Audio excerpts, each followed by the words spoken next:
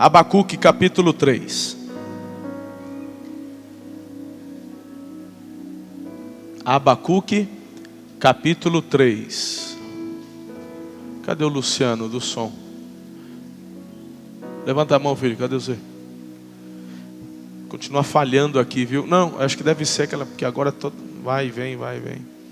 Talvez colocar a extensão depois, senão depois eu esqueço.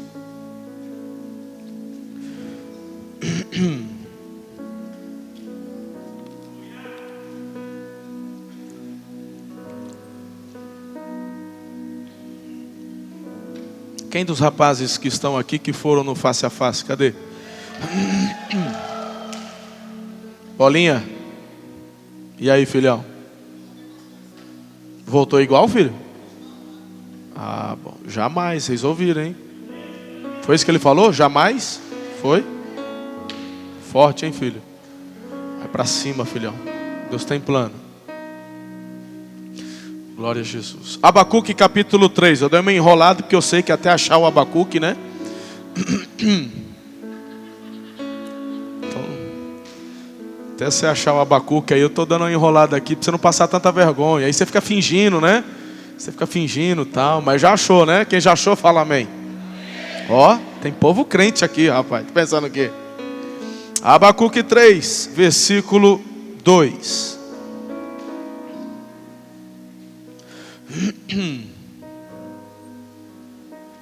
Senhor, ouvi falar da tua fama, tremo diante dos seus atos, Senhor. Realiza de novo em nossa época as mesmas obras, faze-as conhecidas em nosso tempo, Senhor. Em tua ira, lembra da misericórdia, faz de novo. Faz de novo. Está aqui uma oração para você fazer, porque o versículo 1, pode olhar, está dizendo assim: oração de Abacuque. Oração de Abacuque. Está aqui uma oração para eu e você fazermos todos os dias. Faz de novo, Deus. É interessante, meus amados, que nós temos muitas coisas que já ouvimos a respeito do Senhor. Muitas obras nessa igreja, em outras igrejas, no mundo, no povo de Israel, por milênios. Temos ouvido falar a teu respeito, Senhor. A questão é quantos têm a mesma sede de Abacuque para falar: Deus, faz de novo. Sabe o que o Espírito Santo fala comigo com relação a isso? Algumas coisas são necessárias para você fazer uma oração dessa. A primeira coisa é você renunciar, ou melhor, repreender o espírito da incredulidade.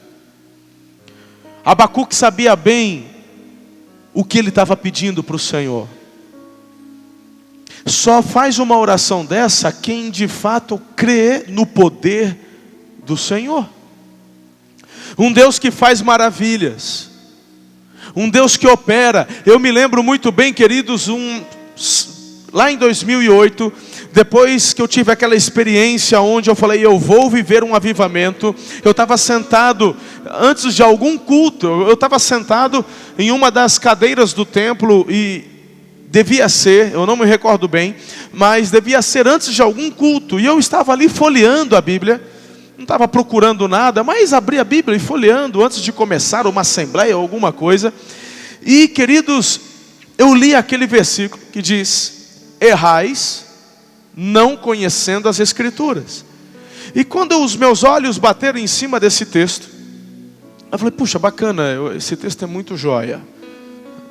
Eu já o decorei há muito tempo. E aí falei: deixa eu relembrar o contexto dele. E eu continuei lendo. E é interessante que eu li no mesmo texto: nem o poder de Deus. É interessante que não está no capítulo anterior, posterior, num outro livro, no Velho Testamento. Querido, está no mesmo versículo. João, você lembra de cabeça, Gilberto? Acha para mim, fazendo um favor, só para eu dar referência pessoal. Errais não conhecendo as Escrituras. Mateus 22, 29. Mas tem João também, mas pega o de Mateus 22, 29. Errais não conhecendo as Escrituras, nem o poder de Deus. Aí, querido, Tavares, eu falei assim, peraí. Eu já conhecia esse versículo. Mas agora, queridos, a questão é que o meu coração tinha uma nova disposição. Olha que a mesma coisa, em tempos diferentes, em oportunidades diferentes, ela tem um significado e uma profundidade diferente na tua vida. Eu nasci na igreja, eu decorei esse versículo, mas de repente aquilo salta aos meus olhos e explode dentro de mim, dizendo: nem o poder. Peraí, Senhor, eu estou errado, eu estou em pecado, porque quando eu erro, que se Jesus está falando errais, e quando eu estou errando o alvo, e pecado é errar o alvo. Então, se eu não conheço o poder de Deus, eu estou em pecado. E aí eu comecei a pensar e a entrar em crise. Eu falei: Senhor, de fato, no meu ministério, eu não tenho visto a manifestação do teu poder, de uma forma visível, latente. Eu tenho visto experiências, eu tenho visto conversões, mas Senhor, e tudo isso porque há uns 2 meses antes, eu tive uma experiência e eu me levantei diante de Deus dizendo: eu viverei um avivamento.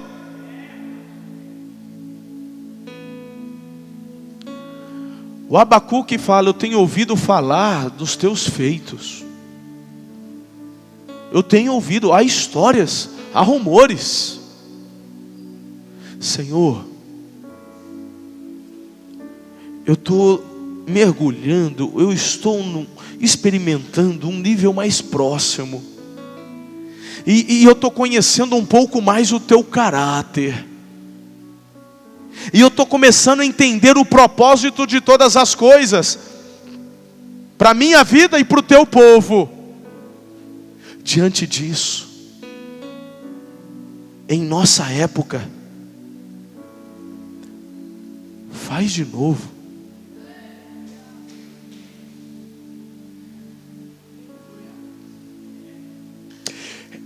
Ele fala assim: as mesmas obras, faze-as conhecidas no nosso tempo. Eu quero saber aqui, quantos Abacuques têm orado assim diante de Deus? Uau. Queridos, Ele quer levantar homens e mulheres como Abacuque, que através de um relacionamento com Ele, sabe, não é que acha, sabe, que as mesmas obras que foram realizadas, podem e devem ser realizadas hoje. Raquel,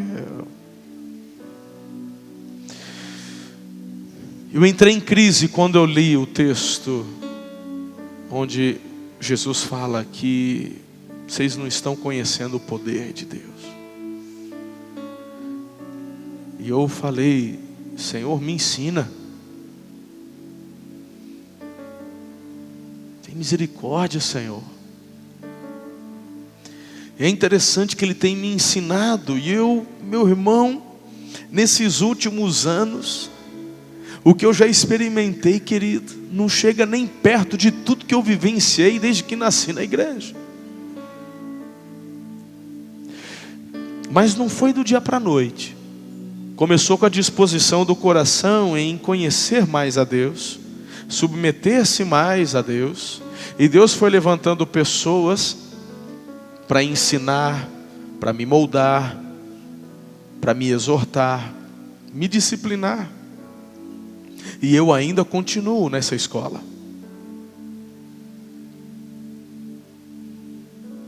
Faz de novo, Deus. Eu não quero ser redundante, mas você conhece a história de Billy Graham, eu já contei aqui, pastor Domingos já contou. Ainda seminarista, visitando a casa, que hoje é um museu de John Wesley, na Inglaterra.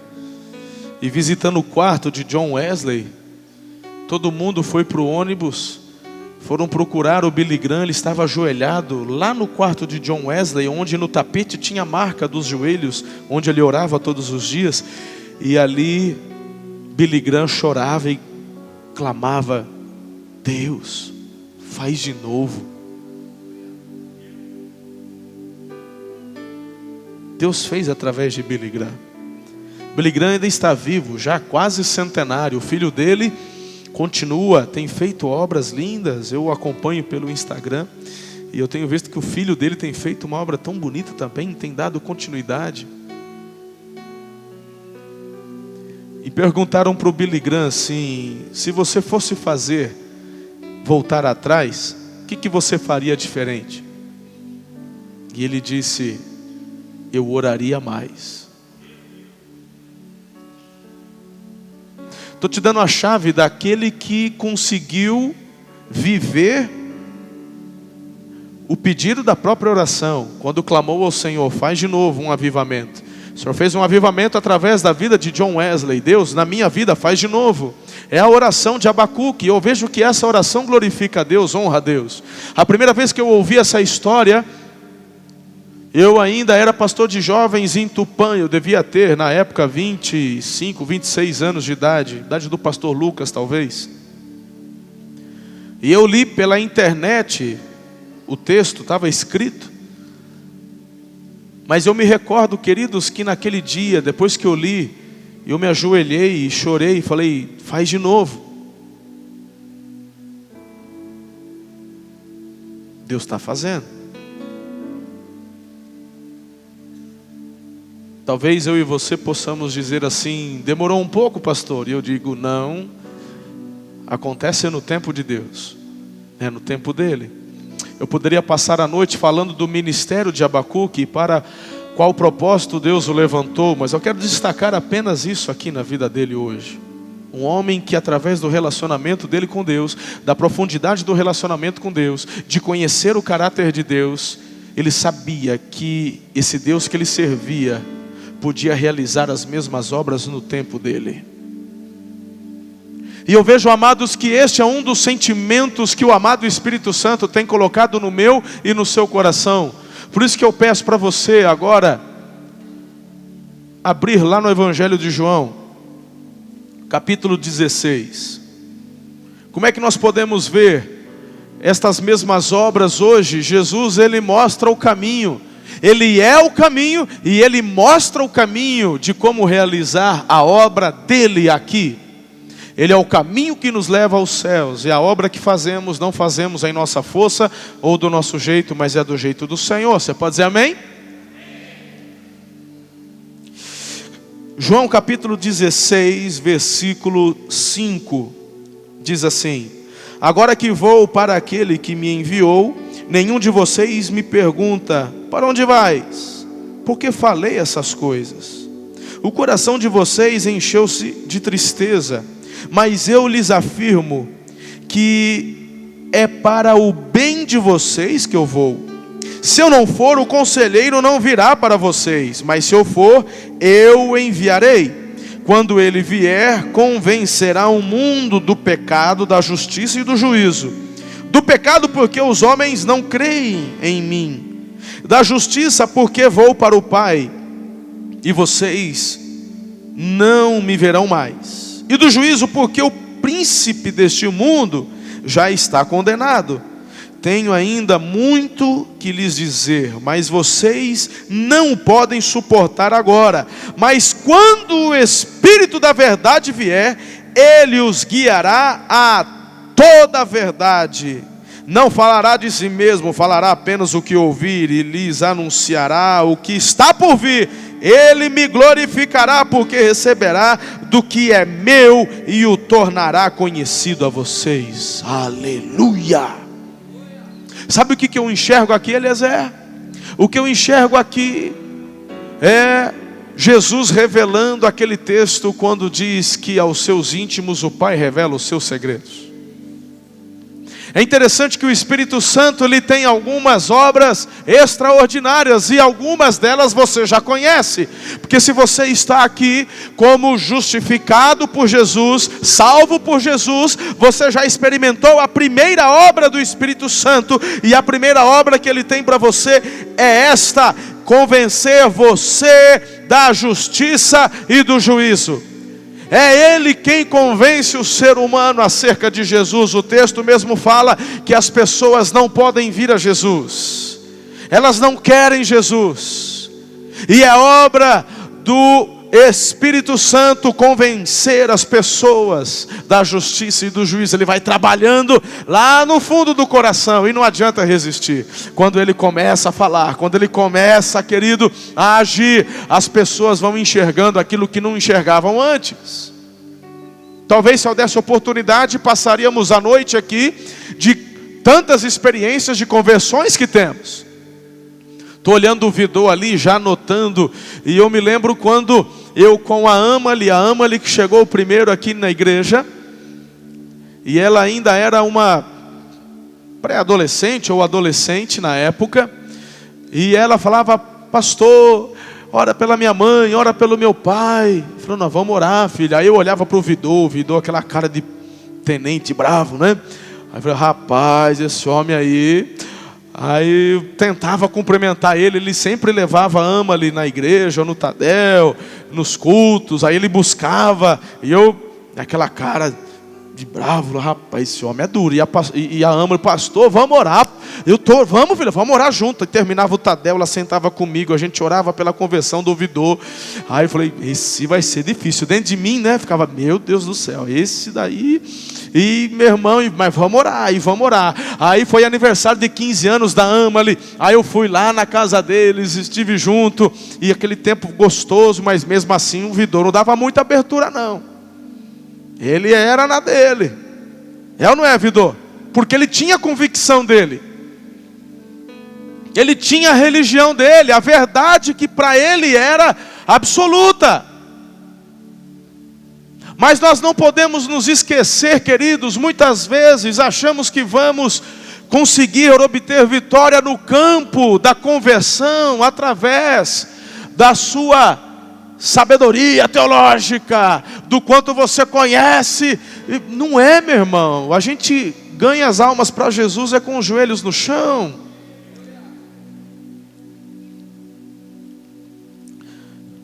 Tem um texto aqui, eu vou achar para vocês aqui, que é muito bacana.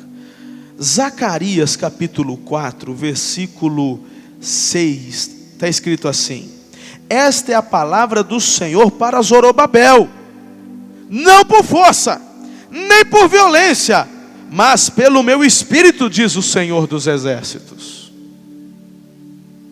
É interessante, queridos, que aí um dia o Vidô falou assim: é melhor eu ir para a igreja para saber o que esse pastor está falando para minha filha. Deixa eu ver o que é que ele está pregando lá. Afinal de contas eu levo ali na igreja, mas o que esse pastor ensina para ela?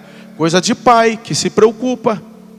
Aí ele, acho que a primeira vez foi lá no Vívere, né? Quando a gente estava no Vívere, Vidô. Aí ele sentava, ele ia buscar ela, chegava ali na hora da mensagem e começava a ouvir. Aí ouviu uma vez, ouviu outra. Aí, meu irmão, incrível. Daqui a pouco o Espírito Santo pegou ele. Aí, meu irmão, essa benção que você está vendo hoje aí. O Espírito Santo trabalhou, o Espírito Santo converteu, o Espírito Santo libertou na palavra. Veio ele, veio a Sandra, já estão aí, ó, já são líderes de ministérios, estão trabalhando forte, ganham almas para Jesus, está no face a face, ajuda. Meu irmão, pensa. Então a primeira obra do Espírito Santo é convencer as pessoas da justiça e do juízo.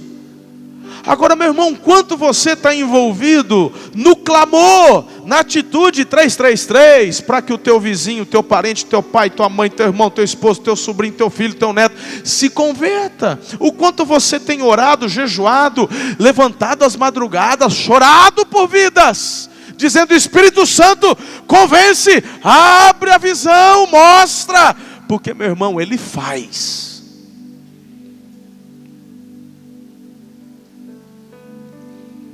Ele faz. Tinha um que ganhou a família toda para Jesus. Aí, quando eu cheguei na igreja, ele já estava frio, já estava meia boca já. Aí a igreja começou a viver um avivamento. Ele vinha na igreja, mas de longe. Tentei juntar ele, chamar ele para o pibai, que ele ia, era prestativo, mas pensa num camarada que já está igual bagre ensaboado. Pai dele orando, jejuando, pai dele virou pastor, irmão virou pastor, o outro vai virar daqui a pouco também. Mas não é possível, só esse aí que está meio, não está no mundo, mas também estava meio Raimundo, né? Meio Raimundo, é lá e cá, tal, estava domingueiro. Mas a gente orando, a gente jejuando, o pai jejuando, o irmão jejuando. Obra do Espírito Santo. Vai para o face a face. Pegou, hein, filhão? Eita glória! Hein, meu lindão? Espírito Santo. Vai me falar que foi argumento humano? Não foi. É obra de Deus. É obra do Espírito, não dá para explicar. Mas essa luta se trava onde? Joelho. Hein, Odair? Eu lembro que Odair, a gente começou a célula lá na casa do Alessandro. Aí o Alessandro convidou, ele foi. Cadê o Alessandro? Aí ele foi. Aí ele é o pai do Bruno Bombonati e do Marcelo. Aí falou: não, eu sou católico. Eu estou aqui porque o Alessandro é meu amigo, ele me convidou. Falou: beleza, ninguém está falando nada. Não, porque a gente já sabe, irmão. O Espírito Santo pega só na lambada. Está aí, ó. Vai ser líder de célula poderoso. Já, meu Deus. Esses tempos atrás ele fez junto com o Bruno. Ficou, não sei, quase um mês indo todo dia na alvorada, Eliezer. Era 5:30 da manhã, estava o homem lá orando, se derramando. Olhava para ele, estava ajoelhado. Daqui a pouco enxugava a lágrima. Vocês acham que eu não vejo, né? Eu vejo quase tudo. Quem vê tudo é o Senhor, mas eu vejo muita coisa. Amados, a obra do Espírito Santo. Agora o texto fala, queridos, algumas coisas interessantes.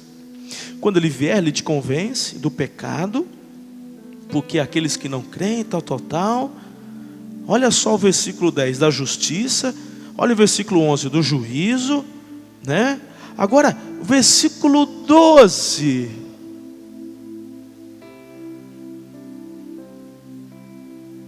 Versículo 12, você já percebeu aqui que tem ele fala, ó: tenho ainda muito que dizer, mas vocês não vão poder ouvir agora.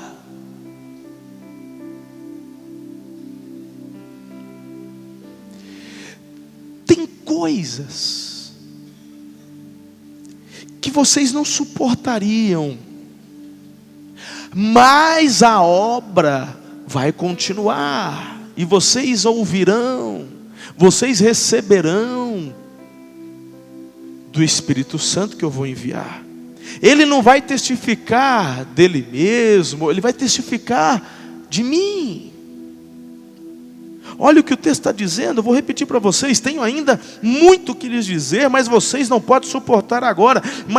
Mas quando o Espírito da verdade vier, Ele os guiará a toda a verdade. Não falará de si mesmo, falará apenas do que ouvir e lhes anunciará o que está por vir. Ele me glorificará, porque receberá do que é meu e o tornará conhecido a vocês. Meu irmão, eu não estou dizendo que o Espírito Santo trará revelações extra bíblicas, não é disso que eu estou falando. Eu não estou dizendo que o Espírito Santo vai trazer doutrina nova, não é disso que eu estou falando. Mas há segredos de amigo que Ele só revela para os seus íntimos. Há orientações, há revelações, há estratégias que o Senhor revela para os Abacuques do nosso tempo. Por que que Ele revelaria? Por que que Ele, entre aspas, me entendam, iria desperdiçar unção e revelação sobre pessoas que não vão fazer nada com ela? Ele vai trazer de forma específica sobre aqueles cujo coração é totalmente nele, está imerso nele. E Ele vai trazendo orientações, revelações, e vai derramando da unção, e vai derramando do poder, e há algo novo que se renova, há um nível mais profundo, uma profundidade sobrenatural, e tudo isso, querido, para que o nome de Jesus seja glorificado. Obra de quem? Do Espírito Santo. A questão é que muitas pessoas param lá no início, é convencido da justiça, é convencido do juízo, e acha que está bacana, e vai tocando a sua vidinha do seu jeito. Mas Jesus fala: ei, não é desse jeito, Ele os guiará em todas as coisas. Tem que dar o próximo passo, crente. Não pode ficar só na revelação da justiça de Deus. Tem que dar o próximo passo. E esse próximo passo vem da intimidade com Ele, com o Espírito Santo, que nos revela tudo que eu tenho que fazer, nos guiará. Você está vendo isso no texto, sim ou não? Sim ou não?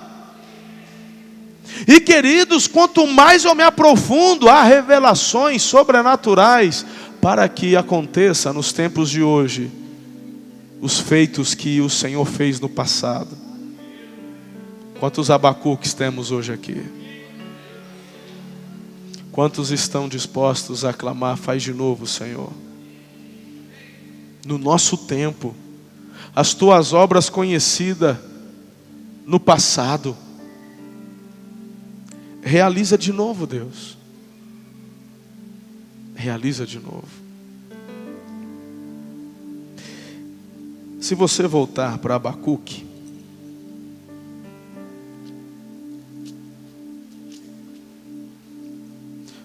Sofonias capítulo 3, versículo 17, fala assim: o Senhor, o seu Deus, está em seu meio, poderoso para salvar. Ele se regozijará em você, com o seu amor a renovará. Ele se regozijará em você com brados de alegria. Uau.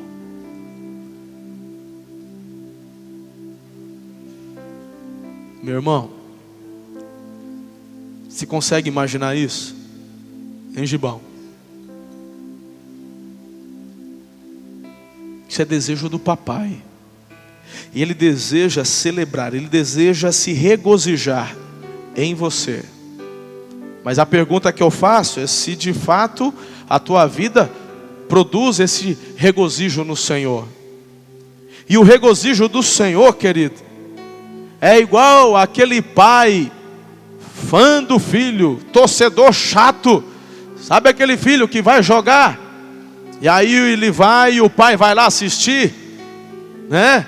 E o moleque às vezes é ruim, é perneta, não joga nada. E o pai está lá gritando, vibrando. A mãe toca apito, corneta. Mas é o meu Neymar. Mas moleque, perna de pau, mas ele está regozijando. Meu irmão, o sentido deste regozijar é isso.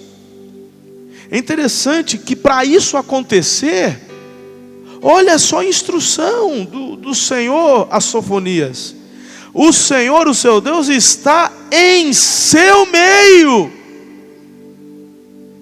A gente volta para João 16. Jesus fala: eu tenho que ir, não posso ficar, porque quando eu for, eu o enviarei. E quando eu o enviar, é Deus no meio de vós.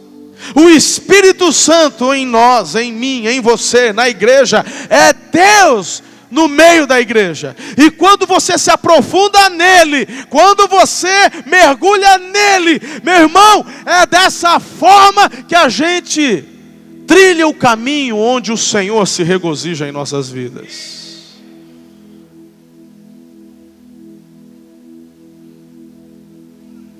Ele se regozijará em você. Agora é interessante que o Senhor, Ele não promove isso em nós através com chicote. Sabe qual que é o caminho? Sabe, Bia? Fala: amor. Amor. Fala: amor, Guilherme. Ele fala: com o meu amor eu te renovarei. Com o meu amor eu te renovarei. E quando o meu amor te renova, só tem uma direção que você quer escolher. Ezequiel 37. Eu quero mergulhar. Eu quero mergulhar. Eu quero um nível mais profundo. Eu quero mais. E o amor dele me renova. Eu falo: eu quero mais. Não, só canela não. Só no joelho não. Só na cintura não. É até a correnteza me levar e eu não conseguir nadar. Ele me leva. Nesse nível, pode se preparar. Ele começa a revelar os seus segredos para você. Não precisa levantar a mão, mas quem já ouviu os segredos do papai? É demais. É demais, você não tem ideia. Você chora, você se derrama. Às vezes ele fala algo a seu respeito, de planos que ele tem para você. Às vezes ele está falando da igreja dele. Às vezes ele está falando do céu. Porque ele tem prazer, querido. Ele tem prazer de falar, conversar, ter comunhão. Ele fala de tantas coisas. É demais. Temos que nos relacionar com ele. Quem está entendendo essa palavra aqui? Queridos, ouvi falar da tua fama, Senhor. Faz de novo, papai. Faz de novo, papai. Sabe, o caminho você já conhece. É o caminho quando nós nos quebrantamos.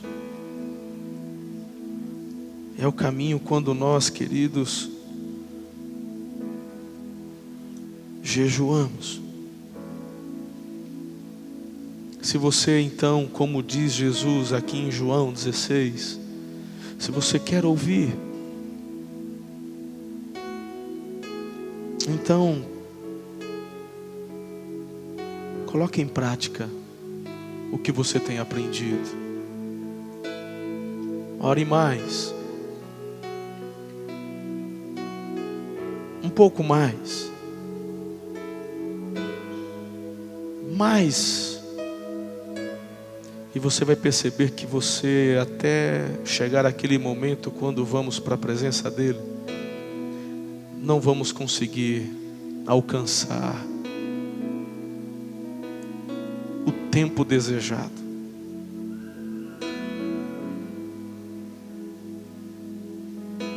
Só quando você estiver nos braços dele é que aquela satisfação de plenitude vai tomar conta do teu coração. Quem está entendendo o que eu estou falando? Faz sentido para você? Jeremias 29:12. Então vocês clamarão a mim, virão orar a mim, e eu os ouvirei. Vocês me procurarão e me acharão, quando vocês me procurarem de todo o coração. eu me deixarei ser encontrado por vocês, declara o Senhor.